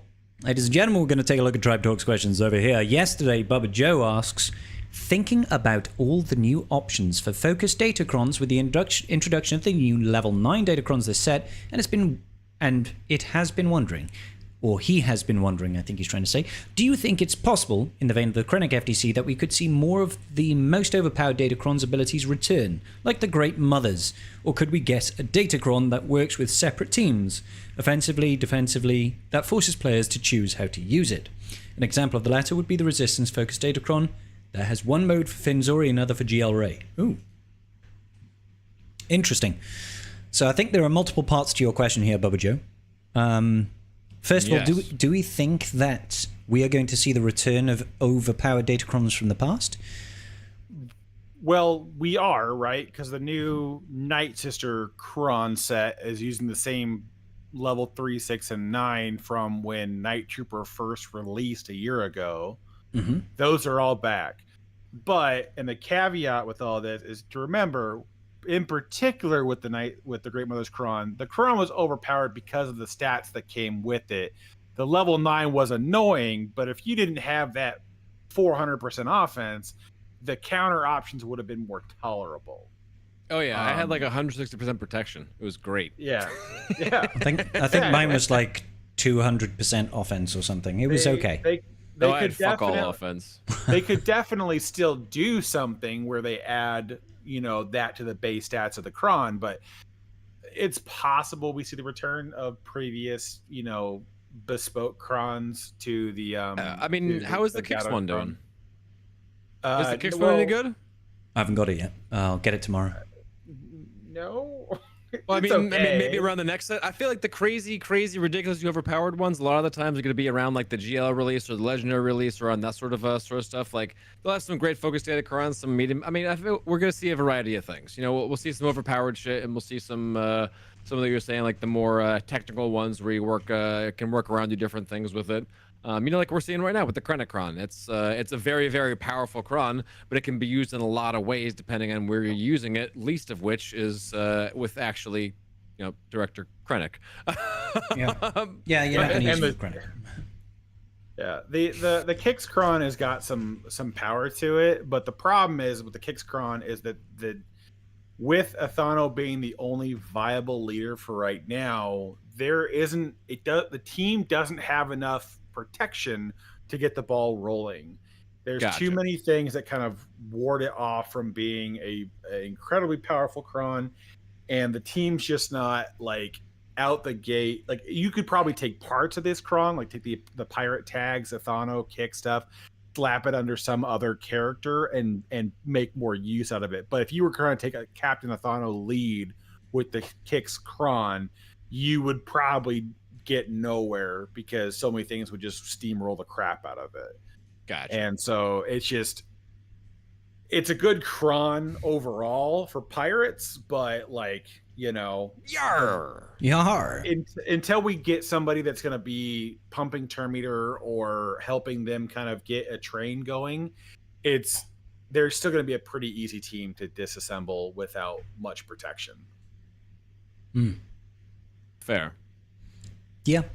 I've been waiting to see what the pirates will do, but it does feel like part of the issue is Maz right now. Yeah. Yeah. It's not the right leader. In general, but we'll get a variety of things. We'll get some overpowered shit. Definitely will. We'll get some lighter stuff. Yeah. So when Bubba Joe was asking about if we'll see the return of stuff, we definitely have. And I think Africron was the return of her own stuff. Yeah, exactly. But I guess they've chosen to stay away from re-releasing the actual Great Mother's Kron. We've got the other elements of it, we just don't have the Great Mother's level 9. And I'm quite glad for that because that Kron could suck a dick. It'll be suck it long and suck it hard. Exactly, and it would be even worse if we could actually manipulate the stats.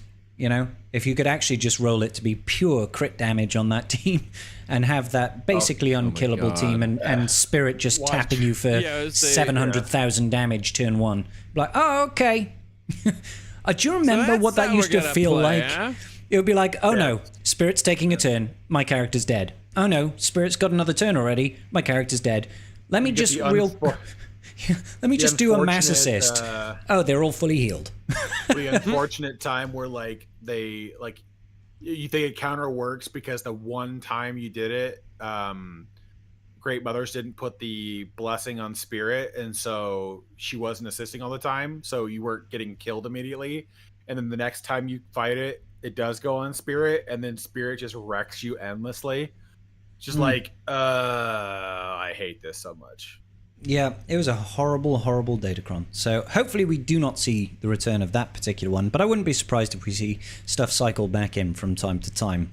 The second part of Bubba Joe's question was really around, will we see Datacrons that have different uses when they're on defense compared to when they're on offense? Like, specifically worded into the Kron.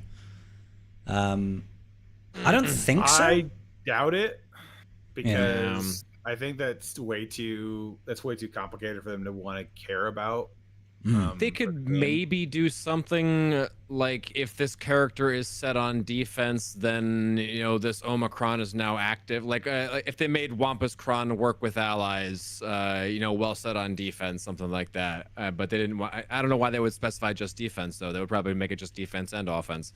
I don't think they would do a different offense and defense one. Different game modes, sure. Like we see with the Wampa working in TW, it's very specific over there. It's not out of the question, I guess, because they are sort of exploring a little bit. So not out of the question, but I don't know. Yeah, I don't see like variable datacrons being a thing. I think it's just asking for trouble when it comes to coding. It's just going to mess stuff up. Oh yeah. All right, so thank you, Bubba Joe. We appreciate you. Next up comes from my boy Rover. Has Karth watched Skeleton Crew yet? I don't think so. No, he has not. No, because he's a filthy casual. Doesn't want to watch the crew. He's a crotchety old man. He is just like lawn. just like Captain Silver himself. Next up, CG made a lot of new adjustments. New tokens to level up, the lightspeed tokens, cheaper DCs, lower level FDCs. What more do you think CG will change in a short time and hasn't shared with us yet? Changing levels, different relic options, or something new to increase characters? What do you think, gents? Lots of changes. What might be coming that we don't know about? I mean, as far as I can put it, their focus, and it has been that way for a while now, has been engagement in that mid-level, early-level game kind of thing, bringing in the newer players. I could see them doing stuff on the back end where they, we go to level 95, we add a relic 10, things of that nature. But I don't think that's where their focus is right now. I think their focus is getting players engaged with end game mechanics they've already put in place, and so by what they've been doing is getting rid of the steps that barred entry.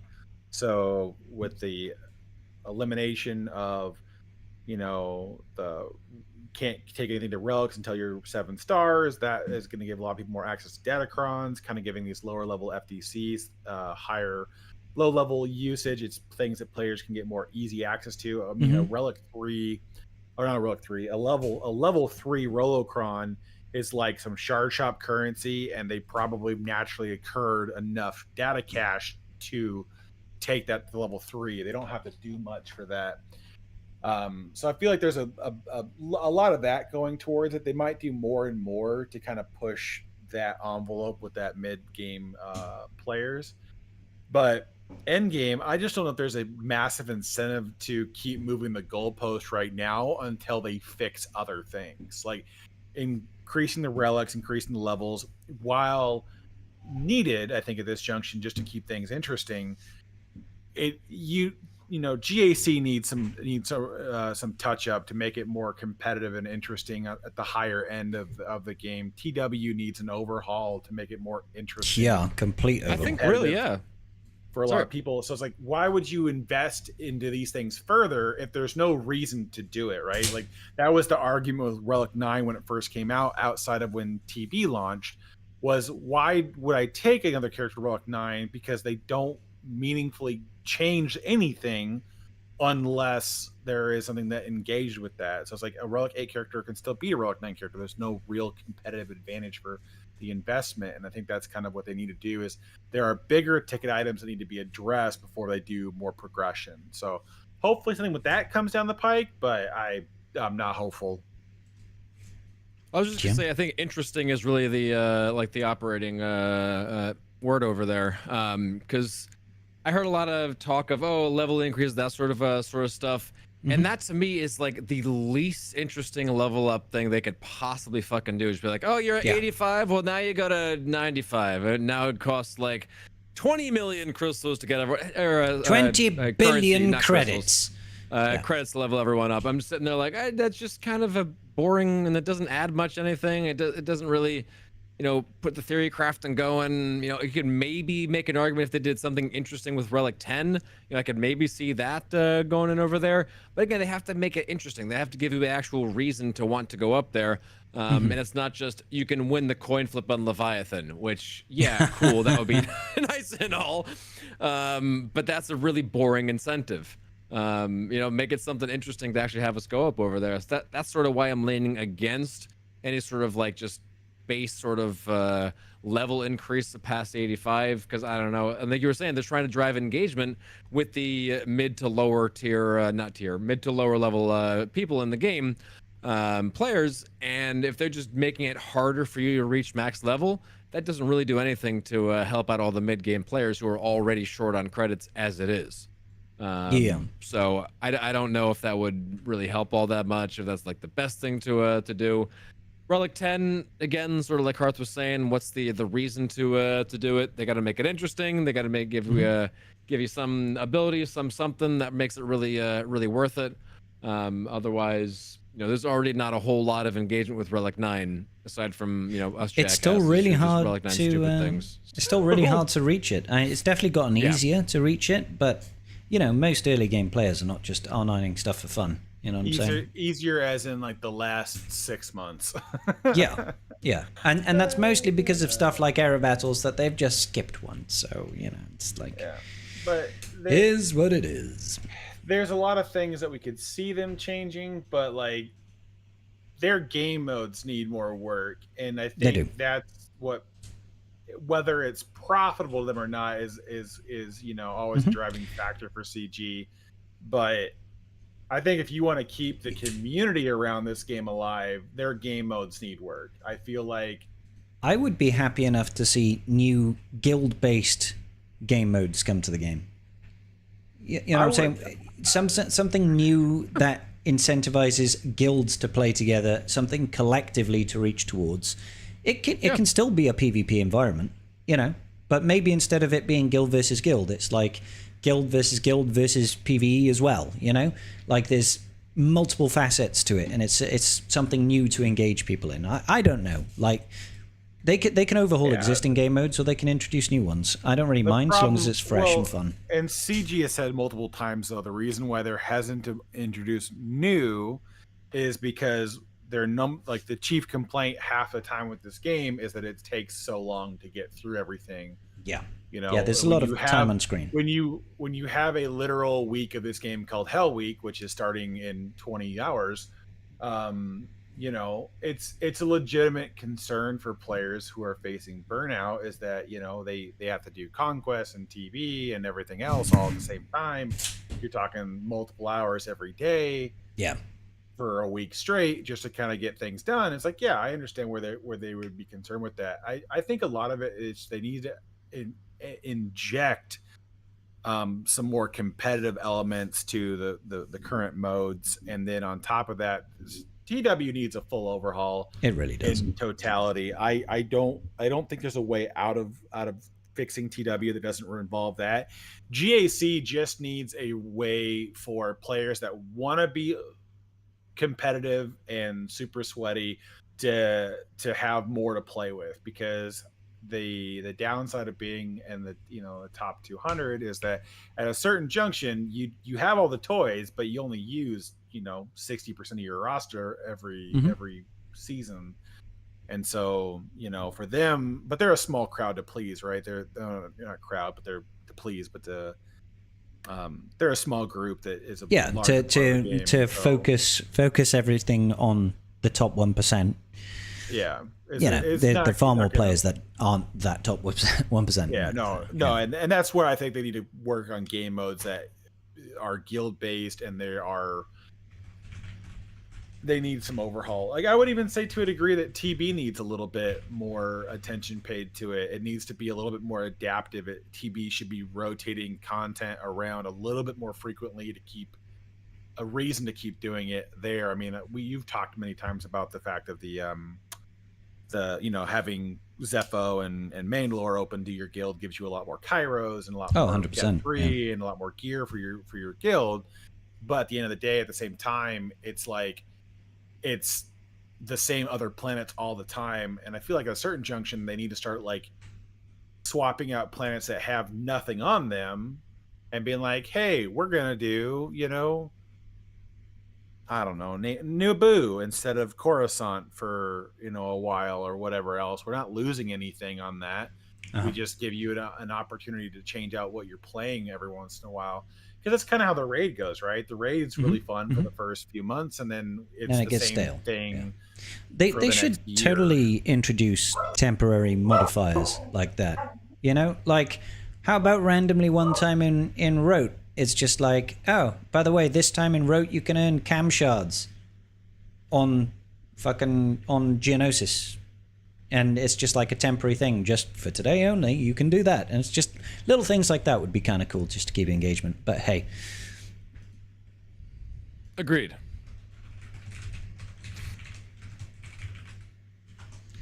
So thank you, Mr. Roy. We have one last question. Number 3: with all changes to some teams, some Omi characters are being less impactful or not used anymore. Are they going to be brushed up, or do we count them as a loss? Should CG introduce a possibility to withdraw an Omicron and reapply it to another character? Or will this be a slap in the face to the whales and the Krakens? That's an interesting question.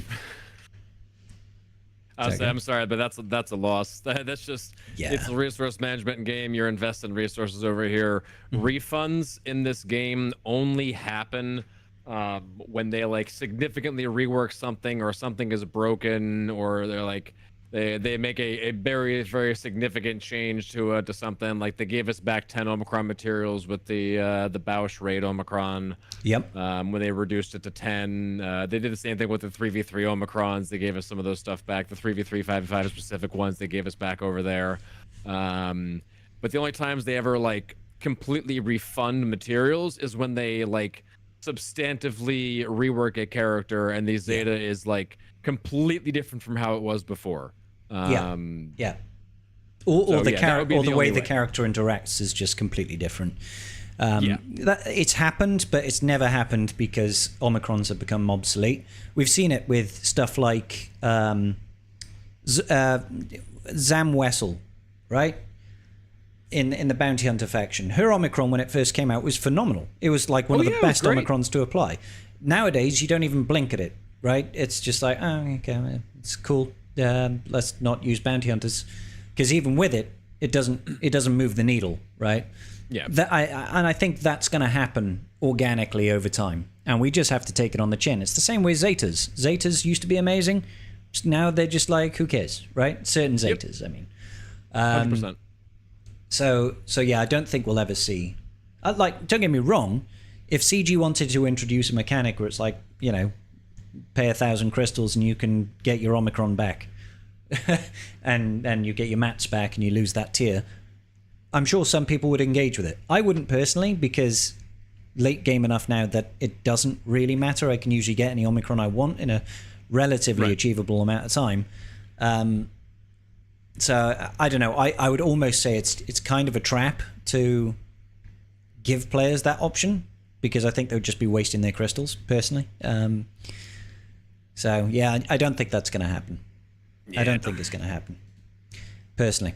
Okay, so thank you, Roy. Appreciate your questions. Good, sir. Let me just clean up the chat over here. We have got some more questions. Wyatt Tincher says, whether it's pirates or not, is a new capital ship basically confirmed this year? Fuck no. ain't shit confirmed. We would like one. Yes. I would love one. Pirates or otherwise. But so bad. Ain't shit confirmed. No. Alas, I wish it was so. Like the closest thing to a soft confirmation we had was the fact that some of the background art had the pirate capital ship that they used in Skeleton Crew. And that's so clutching at straws to be like, capital ship confirmed. It's just it's just the ship that they used. Honestly, I'm surprised we didn't see the Onyx Cinder somewhere. I don't think that was in any of the promotional art. So yeah, I don't think so. I definitely think we do need a new capital ship. 100% think we need a new capital ship, because the fleet meta is 2 years old now. Oh yeah. unless you count the punishing one changing the fleet meta, but it kind of did, but it doesn't. That doesn't count in my opinion. In a very punishing way. I still think that ship needs to go to room 101. It needs to disappear. Stupid ship. So yeah, I don't think so. What do you think, Karth? Do you think there's a new capital ship coming? Yeah, they'd be dumb not to. Yeah. I mean, it's. Oh yeah, we're all expecting one. We'd all like one, but nothing is confirmed yet. Yeah. No, nothing confirmed. But it's a good opportunity. You've got a lot of new marquees that could easily be the pirates for it, or the pilots for it. The pirate pilots. Yeah, the pirate pilots. And so I think that would be fine. And I get people don't want to go chase another meta, but it's how this game has always worked, man. Power creep is just what exists. And I think the big problem is when you do things like the punishing one, is you disproportionately impact the player base in a net negative. So I don't think that's the way to go about it. I think when you put a new kind of capstone towards the top, everyone just kind of cements and agrees that's the way things are supposed to go. But when you add one new ship to a 2-year-old fleet and it makes it, meta combative again, and destroys the ship that was hard countered by it before its release and everything else, it creates a lot of problems. So I don't think that was a great way to go about it. Yeah, it's a fair enough argument. So next question comes from Wyatt as well. Grandmaster Mace Windu is the first time I'm farming a new character, which is kind of disappointing. Only care about GAC armies. How many should I be putting on Jocasta? Got 150 right now, but I unlock Bane in 2 months, and Reva, Malicos, and DTMG in 3 months. I wouldn't do Joe's basic, personally. Yeah. I never applied it in the first instance, and I don't think it's worth doing now. At this point, you might almost want to just hold them. Or that, yeah. Depending on your army income. Yeah. Bane needs 2. Reva probably wants at least 2. Malicos wants at least 2. DTMG is a TW character, so no one gives a crap there. So I mean, 150. I mean, mine's triple army. No.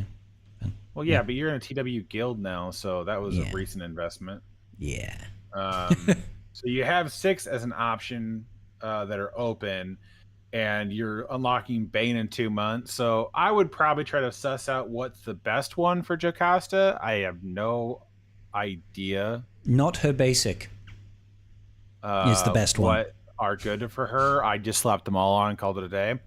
But let's put it this way. I got all Omis. Let's put it this way though.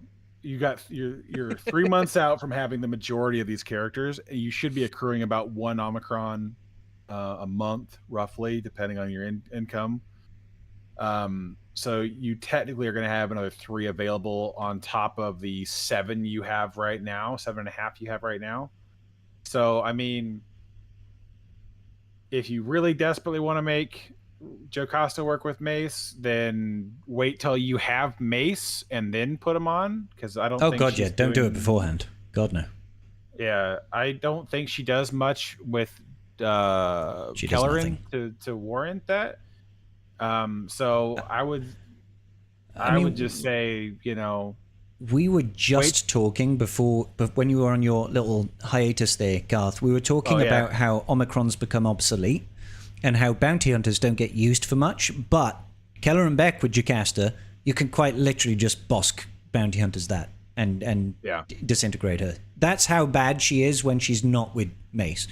so don't waste the armies until at least you've got Mace. So that would be what I would say, is wait till you have Mace. Bane wants 2, Reva wants 2, Malicos wants 2 at the minimum. That's the 6 you already have. By the time you get to unlocking Mace, you should have another couple in the bank, because Mace is still about 2 months roughly out from his return. And so I think at that junction, you will have plenty to put their 2 best on each of those characters you're unlocking outside of DTMG, who is a TW Omicron character and you don't need. So that would be my advice there on that particular question. Yep. Also, are error battles definitely coming back with Brutus? Don't want to waste Kairos. No, not definitely coming back. It should be, but just don't invest anything until you see it in your event guide. Until it's in Or the a events post tab. from CG, Yeah, don't. There's no reason for you to put anything into Brutus when he drops, outside of I need this to do his marquee tiers. You know, like don't bother. Like just wait until you see something confirmed. Because right now they said it's coming in August, but you know they also said we were getting an error battle before this, so that also didn't happen. How So, yeah. rude. How rude. I'll just hold on to your mats for now, Wyatt. Just hold on to them. Angelina asks, hello, do you and your friends think that Keanu Reeves would play a great Darth Revan? I mean, Wolfie would love for there to be some sort of live-action KOTOR, I'm sure.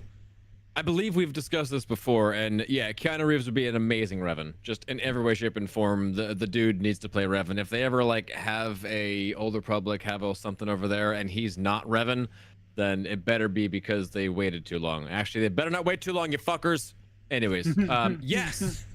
But does Revan ever say, whoa? Yeah, see, that's the only thing is I don't want John Wick Revan. That's all I'm saying. Like, Darth Wick? I full on believe from the looks he would do a great job, but it's just I don't know what he would base the character off of, because unfortunately everything that we see of Revan is played from the character's perspective. We don't have an actor for him per se. Mm-hmm. And so it's kind of like one of those things where it's hard to get a good baseline besides the lore behind Revan as a character. So I don't know. Does he have a canon appearance? Yes, as he in does. what his face looks like? No, he doesn't. His canon appearance is in the new Star Wars films, and it's a brief moment of him with his mask on. Really? So nobody knows what he actually looks like? He's in episode 9. He's in the Is he one of the fucking voices who No, okay. he's one of the Sith ghosts in the crowd when Palpatine's talking. That is quite the small cameo. Yeah. Fair enough. But there's just a lot of things where it's like we don't have a good frame of reference for the character, so it's like I don't want him. I would almost be happier with a less known actor that that kind of fits the same general vibe that we see from him in SWTOR, the same kind of look in that, which is very Keanu Reeves-esque kind of thing, right? But doesn't have a track record of what we expect of the actor, I guess, to a degree, because I feel like I'd be better going with the blank slate than being like, well, Keanu Reeves basically just played John Wick, Darth Revan, and I mean, it was okay, but What if it's just like Neo Darth Revan? Would you be happier with that? I don't know. Is there much of a difference? Not really, man. It's just one of those things. Then Darth Neo can say, I know Kung Fu, and kick some ass. I know the Force. I know Kung Force. That doesn't work. I know Kung Force. Yeah. Yeah. As he's like, I know Terrace Cassie. Point Break Revan. God, it always reminds me, whenever anybody talks about Point Break, it always reminds me of that skit of that Australian surfer that's just like throwing out fucking stupid like cliches about surfers, and he's just like, I was like, whoa, I was like, whoa, totally wasted, tubular dude. No. God. Oh yeah, that'd be great. Yeah, absolutely. Yeah, they'd have to make it soon, but seeing as though they can't even get out the remake after 5 years of talking about it, of the game, I don't have any hope for a film. Alas. That would mean that both Neo and Trinity have been in some form of Star Wars content. To be fair, if they did do a Revan film, please start with like Revan prior to the game. Like, let's go to the flashbacks we see of Revan from the KOTOR 1 and 2 series, and like let's make a story out of that, the beginning of the Mandalorian Wars in the Republic. Yeah, that would be dope. That conflict. Cool. Let's not rehash KOTOR 1. Yes. Like, can you end with parts of that? Sure. But like, if you're going to start that story, start somewhere else where we can get characters built up and appreciated before you're like, yeah, but you know, plot says they gotta go. So it would make people buy into the character arc a lot more if they had Revan and Malak were master and apprentice, and they traveled together, and then there was betrayal, and now you have to go and kill him. Well, but it makes for a much more compelling story to hear the backstory. Like, by the time they finish KOTOR 2, Malak's backstory is actually fairly tragic. And how he became who he was in KOTOR 1 is interesting. And same thing for a lot of the side characters too. They did a good job with the storytelling in those games. I just don't start with KOTOR 1. Please start with the beginning of the Mandalorian Wars. Maybe do some flashbacks. How he gets his helmet. Come on. Yeah. Mandalorian helmet. But because like in KOTOR, you're sort of going through and retracing some of Revan's steps as he's going through and trying to like do the Starforge bullshit and everything. So if they could actually show all that sort of stuff and lead us up to this, like the point of your starting KOTOR, because I kind of like KOTOR, you know, as it is. You're making your decisions, you're going through, you're doing your thing and everything. I still like that it's the the narrative decision based sort of game over the RPG, and I would appreciate if they didn't touch that too much. But yeah, make it a fucking trilogy, make it whatever. Just give us something leading up into that. There's tons of material. There's a lot that can work with. Feature lots of Mandalorians being badasses. Like, please, just like make it fucking happen. Yeah. Like, yeah. Well, there's so much though. Like, there's so much that happened that leads to the beginning of KOTOR 1. Like what Revan did prior to the fall to become Darth Revan is a nutty long saga in its own right. It's a multi-year war with the Mandalorian conflict, from his outskirts of defying the Jedi Order to helping the Republic fight, to the full-scale conflict he led at Malachor 5. And then like after that, then he starts down the Starforge path to find this station to give the to give them whatever the reason for going down that road, to have that power. But you could do a whole trilogy just leading up to the path of the Starforge, let alone that what happens from when you start that path to him getting attacked, losing his memory, being re-indoctrinated as a Jedi, and then finding out about himself Spoiler again. alert! Gosh, fighting his old apprentice. He was so good, he did it twice, man. Like, he became a Jedi twice. But you could bring in so much cameo though, because you could bring in the uncrispified Scion and Kreia and things. Non-crispy Scion. Well, before he looked like he did, there was a thing there. So there's a lot of things you could do that would be fun with that, where they could really get a lot of buy-in prior to like the actual games reveals and things of that nature. But anyways, I wouldn't mind Keanu Reeves playing the character. I get a little on edge about having A-list actors playing in Star Wars sets, because it feels like they have established who they are, and they don't really want to conform to the role, where we get it can be distracting. Yeah, it's like you're not enjoying. It takes you out of the immersion, I guess, is kind of where my head goes. Yeah, for sure. So like what we were saying with the show, which must not be named. It was just like, oh, Trinity's in the movie, yay! Trinity. That was such a bait and switch, man. Such that was pretty much it. Yeah. How dare they?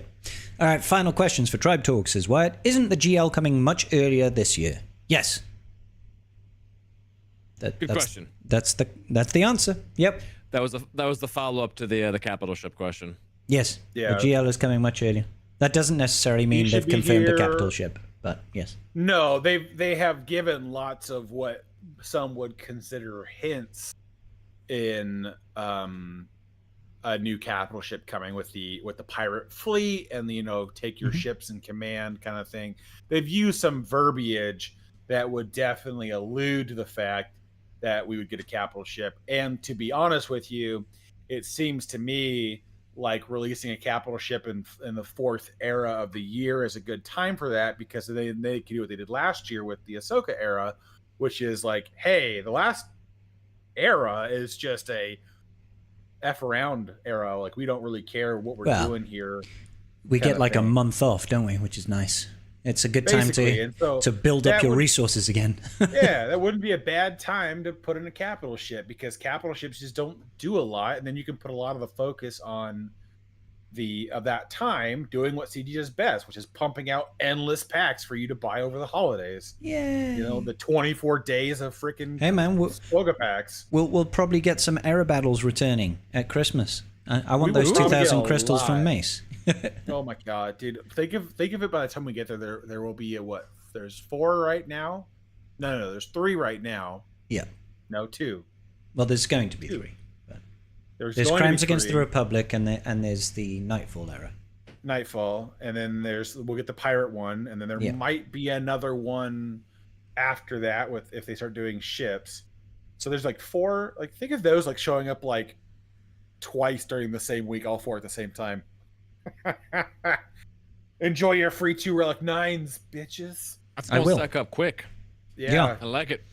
I like it a lot because, well, actually, I've kind of built back up again now. I got a little bit worried after I did all R8 Bad Batch, and I was like, okay, R8 Pirates. And I was like, I have no mats. And then I'm like, oh, I've got like nearly 200 of each signal data again. I'm solvent again. Yay, I have stuff, although no real impulse detectors anymore. They tend to disappear very quickly. But hey-ho. It does happen. Yeah. All right, gents, I think that is the end of our questions for the evening. Is there anything you would like to discuss before we call it a night? Nope. Man, Nah, yeah. No, I think we're good. Yeah. Cool. Groovy. Well, thank you everybody at home for joining us for another episode of Trade Talks. It's been a lot of fun. I'll see you all tomorrow night for GAC. Wolfie might be streaming later doing some Gackness. Yes. He will be down with the Gackness later. So make sure you check out Wolfie's live stream of that. And yeah, have a nice evening, everybody. Bye-bye. We love you. Bye.